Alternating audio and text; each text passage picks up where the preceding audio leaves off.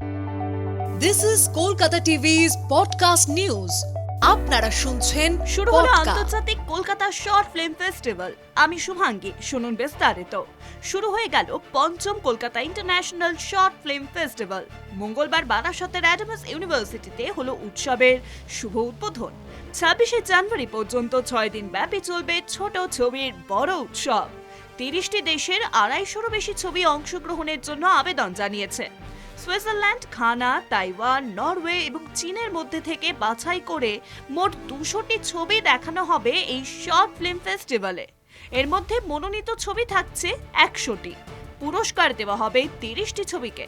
স্বল্প দৈর্ঘ্যের ছবির উৎসবে উপস্থিত থাকবেন আন্তর্জাতিক, জাতীয় এবং বাংলা ফিল্ম ইন্ডাস্ট্রির চলচ্চিত্র নির্মাতা, কলাকুশলী এবং বিশিষ্টজনেরা। শিশুদের ছবির পাশাপাশি থাকছে LGBTQ ছবি, মহিলা চরিত্র নির্ভর ছবি এবং বিভিন্ন আন্তর্জাতিক বিষয় নির্ভর ছবি। অনলাইন এবং অফলাইন দুই ধরনের স্ক্রিনিং এর ব্যবস্থা থাকছে। www.efilmzone.com ওয়েবসাইটে বিকেল 5টা থেকে অনলাইনে ছবি প্রদর্শনের ব্যবস্থাও রাখা হয়েছে। এছাড়াও এই ওয়েবসাইট থেকে ছবি সংক্রান্ত যাবতীয় তথ্য জানতে পারবেন উৎসাহী দর্শকরা। রোটারি সদন ছাড়াও অ্যাডামস ইউনিভার্সিটি এবং বালিগঞ্জ সায়েন্স কলেজে ছবি দেখানোর ব্যবস্থা থাকছে। শুনুন পডকা রাত দিন 7 দিন।